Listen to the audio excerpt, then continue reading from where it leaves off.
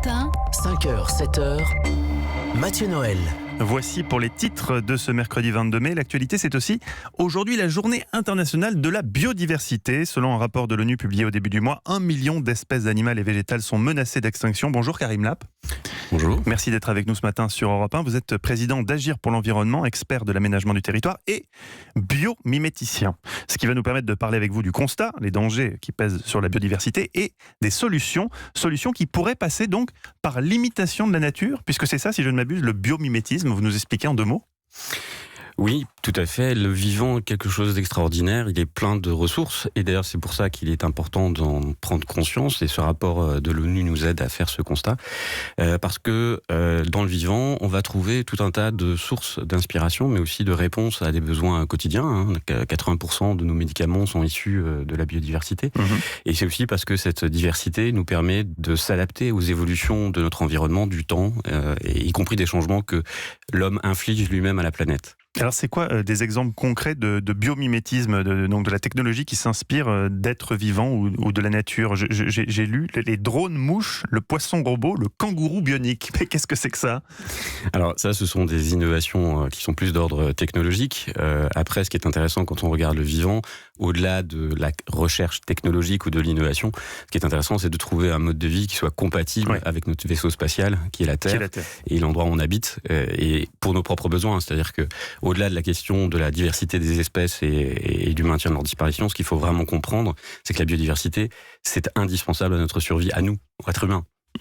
Alors pour revenir au constat fait par l'ONU, 1 million d'espèces animales et végétales menacées d'extinction, c'est quoi votre sentiment face à ces chiffres ? Est-ce qu'on peut raisonnablement rester optimiste aujourd'hui ? Est-ce qu'on peut inverser la tendance encore ? Alors, je vais faire ma réponse en 2 temps. La première, c'est que être vivant, c'est quand même assez formidable. Donc, je dirais que oui, c'est quand même. Il faut se rappeler que le vivant et être vivant, c'est être vivant parmi les vivants. Et par conséquent, il y a quand même un côté absolument merveilleux à la vie. Et donc, mieux la comprendre est une première étape pour arriver à agir face à une situation qui est, c'est vrai, absolument dégradée. Et il est extrêmement important d'être lucide par rapport à cette situation, mais les possibilités de changer sont encore à notre portée. Mais alors par exemple, c'est quoi qu'est-ce que vous préconisez ?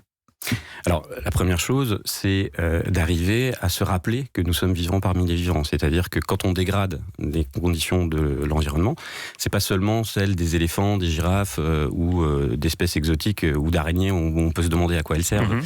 Ce sont nos propres conditions de vie, en fait, qu'on atteint. C'est l'impact sur nous qu'on a parfois du mal à voir. Voilà. Quand on dit des espèces disparaissent, on se dit oui, finalement, si c'est des insectes microscopiques, on dit on s'en fout, alors qu'en fait, tout est lié. Ce que met en évidence ce rapport pour la première fois, alors que le constat de la dégradation de la biodiversité n'est pas une nouveauté, c'est vraiment la question de l'interdépendance. C'est-à-dire qu'en fait, pour assurer notre propre existence, nous avons besoin des autres vivants, des autres espèces.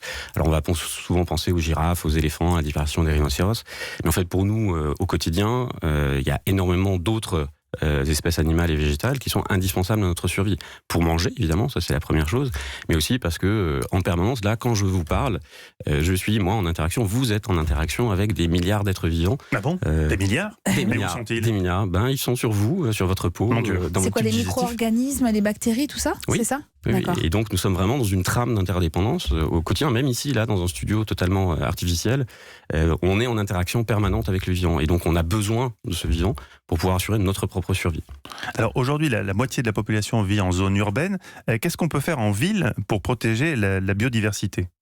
Alors, il y a plein de choses qui sont faisables. Alors, les villes sont effectivement une des sources principales, enfin, en tout cas, l'urbanisation de l'atteinte à la biodiversité, parce que les écosystèmes ont besoin d'espace et de fonctionnement. Et la première chose, c'est de se rappeler que les villes, au final, elles sont aussi dans la nature. Donc, on a souvent tendance à penser qu'il faut réintroduire la nature dans la ville. Mais si les villes ne sont pas dans la nature, elles sont où ? Oui, c'est vrai. Voilà. Donc, les villes font partie, nous faisons partie de la nature.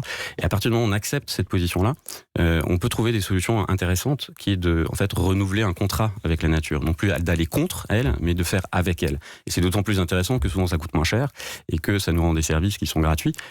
Et donc, finalement, intégrer le vivant au quotidien, c'est relativement facile. Alors, on peut le faire déjà aujourd'hui avec des actes très simples sur la consommation. Alors, il faut lire les étiquettes. éviter l'huile de palme, par exemple, si on veut éviter la déforestation dans les pays tropicaux.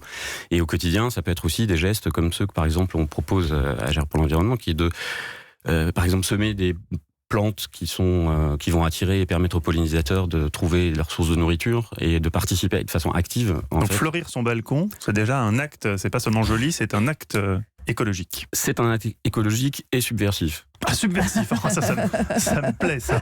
Qu'est-ce qu'il faut envisager en termes d'urbanisme pour les années à venir pour préserver la biodiversité dans les constructions de bâtiments? J'imagine que il y a des évolutions maintenant, il y a des pistes pour sauver la biodiversité. Oui, bien sûr. Alors, il y a des solutions techniques qui sont à l'échelle du bâtiment. On peut faire des habitats qui soient des habitats pour les hommes, mais aussi pour d'autres espèces animales.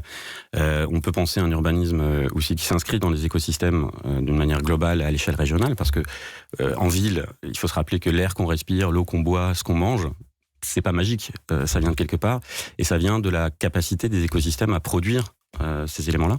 Donc c'est notre intérêt vraiment. L'eau qu'on boit, l'air qu'on respire, ce qu'on mange, ça nous constitue. Donc il n'y a pas de différence entre nous et l'environnement, puisque nous sommes ce que nous mangeons. Donc ces questions-là sont absolument importantes.